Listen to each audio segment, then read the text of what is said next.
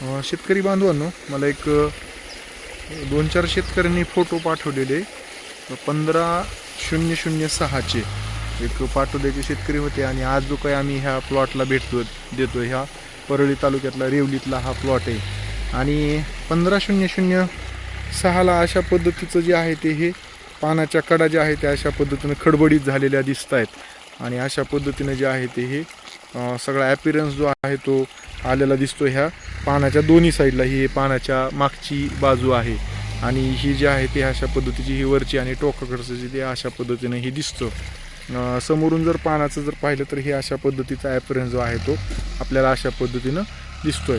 तर बऱ्याच मल्टीनॅशनल कंपन्याचे जे काही आपण जर पोर्टल पाहिले डिफिशियन्सी सिम्पटम ऊस पिकामध्ये बोरांचे, किंवा आपण तामिळनाडू ॲग्रिकल्चर युनिव्हर्सिटीचं पोर्टल पाहिलं, किंवा सोबतच आता हे व्हिडिओ एक 2-4 शास्त्रज्ञ महोदयांना पाठवले. त्यात आदरणीय साळुंखे साहेबांनी VSIचे जे काही सेवानिवृत्त शास्त्रज्ञ आहेत, ऊस तज्ज्ञ आहेत, ॲग्रोनॉमिस्ट आहेत, तर त्यांनी त्यांचे निरीक्षण असे नोंदवलेले आहेत की या ठिकाणी जे आहे ते आत्ताचं जे काही वातावरण आहे आणि हे जे काही ऊसाचं हे तिसरं पान मग हे निघत असताना त्यावेळेसची जी काही परिस्थिती वातावरणाची जी काही ह्या भागातली होती तर ते अशी होती की म्हणजे या ठिकाणी जे आहे ते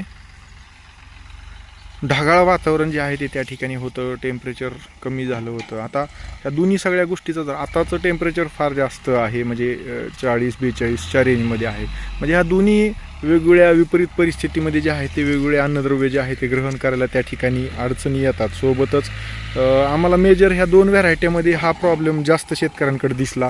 एक आहे फुले ऊस 13,007 आणि हा दुसरा जो काही ऊस आहे हा 15,006. तर ह्याच्या दोन्हीमध्ये हे निदर्शनास आलं. तर ह्याचा अर्थ असा आहे की इतर व्हरायटीमध्ये नाही, पण इथं आहे तर ह्याच्यावरून ह्याची अन्नद्रव्याची भूक जास्त आहे हे एक या ठिकाणी सिद्ध होतं. आणि हा जो काय ॲपिरन्स जो येतो आहे किंवा दिसतो आहे तर तो ॲपिरन्स जसं यापूर्वी आपण म्हटलं की बोरॉन डिफिशियन्सीचा आहे.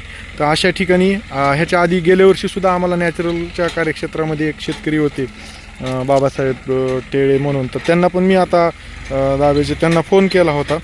त्यांनी पण गेल्या वर्षी असंच हे झालं होतं. त्यावेळेस त्यांनासुद्धा आम्ही जे आहे ते बोरॉनचं जे आहे ते रिकमेंडेशन केलं आणि त्याप्रमाणे त्यांनी 2.5 एकर क्षेत्रासाठी जे आहे ते बोरॉन सोडलं होतं ठिबकद्वारे.